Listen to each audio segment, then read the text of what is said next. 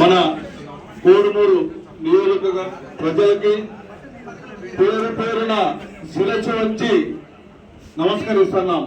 ఎందుకంటే మామూలుగా ఈరోజు చరిత్ర ఈ ఆంధ్రప్రదేశ్లో చరిత్ర సృష్టించిన నియోజకవర్గం ఏంటంటే కోడుమూరు నియోజకవర్గం. ఎందుకంటే దాదాపుగా 30 సంవత్సరాల నుంచి లేని తెలుగుదేశం జెండాని రెపరెపలాడించిన ఘనత ఈ కోడుమూరు ప్రజలకి, ముఖ్యంగా విష్ణువర్ధన్ రెడ్డికి, అలాగే సభాధ్యక్షులు దస్తగిరి గారికి, ఎమ్మెల్యే అయినటువంటి అలాగే పెద్దలు తెలుగుదేశం పార్టీ అధ్యక్షులు కర్నూలు జిల్లా తిక్కారెడ్డి అన్న గారికి, డిసిబి చైర్మన్ అయినటువంటి విష్ణువర్ధన్ రెడ్డి అన్న గారికి, అలాగే కర్నూలు ఎంపీ అయినటువంటి నాగరాజ్ అన్న గారికి అందరికీ నా నమస్కారం.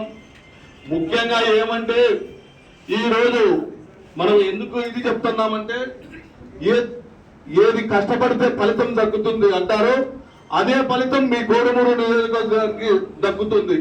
ఇంకా రాబోయే రోజుల్లో కానీ ఇక్కడ ఎందుకంటే మీ నియోజకవర్గమే ఇదొక సపరేట్ నియోజకవర్గం మిగతా నియోజకవర్గాలను చూస్తే. ఇక్కడ ప్రతి ఒక్కరికి దగ్గరుండి అందరికీ టచ్లో ఉండే మీ విష్ణువర్ధనుడు అన్న మామూలుగా మేము అనుకుంటుంటాం మా నియోజకవర్గాల్లో కానీ. ఎందుకంటే ఒక లీడర్ అంటే ఒక లెజెండ్గా ఉండాలి.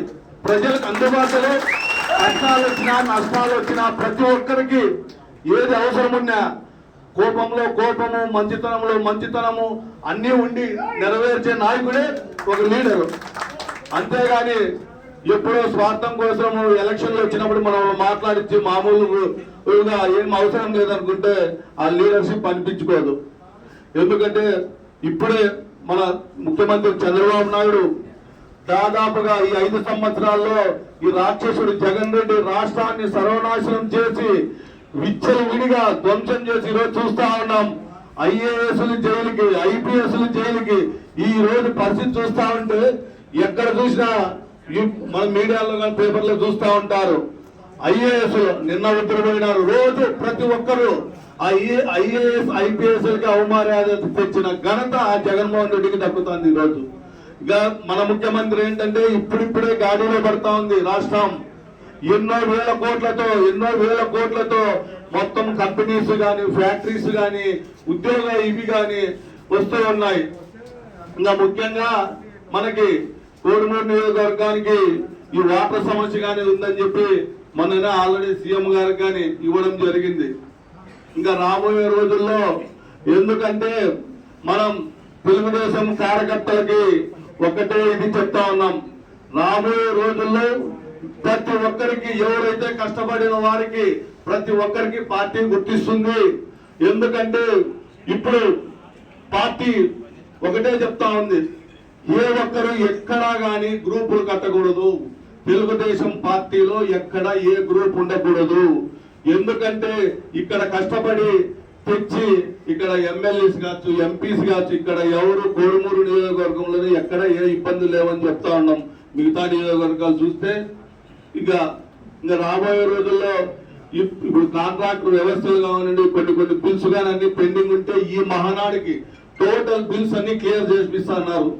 మొత్తం బిల్స్ ఎన్ఆర్ఎస్ బిల్స్ అన్ని పెండింగ్ ఉంటాయి. కానీ నిన్నగానే అనంతపూర్లో మేము ప్రత్యేకంగా లోకేష్ బాబు గారితో అపాయింట్మెంట్ తీసుకొని ఇదే అడుగుతూ చెప్పాడు, ఈ 22వ తారీఖు 23వ తారీఖు లోపల టోటల్ బిల్స్ మనం ఏదైతే బిల్స్ మనం గత 2014-19 బిల్లులు పెండింగ్ ఉన్నాయో అన్ని ఇవ్వమని చెప్పినామని చెప్పారు. ఈ మహానాడులో అందరికీ ఏమేమి పెండింగ్ ఉన్న బిల్స్ అన్ని క్లియర్ అవుతాయి. ఇంకా రాబోయే రోజుల్లో కానీ ఎక్కడెక్కడ ఏమేమి డెవలప్మెంట్ కావాలో ఎమ్మెల్యే గారు, ఎంపీ గారు, ఇంకా మనకు ముఖ్యంగా ఏంటంటే 10 మందికి ఈరోజు ఉమ్మడి జిల్లాలో ఒకటి చెప్తా ఉన్నాం, చంద్రబాబు నాయుడు సారికి మరీ కృతజ్ఞతలు చెప్తా ఉన్నాం. ఎందుకంటే డిసిబి చైర్మన్ అనేది అది మామూలుగా ఇది కాదు. ప్రతి ఒక్కరికి మనం సహాయం చేయగలిగే ఉండే పదవి అది.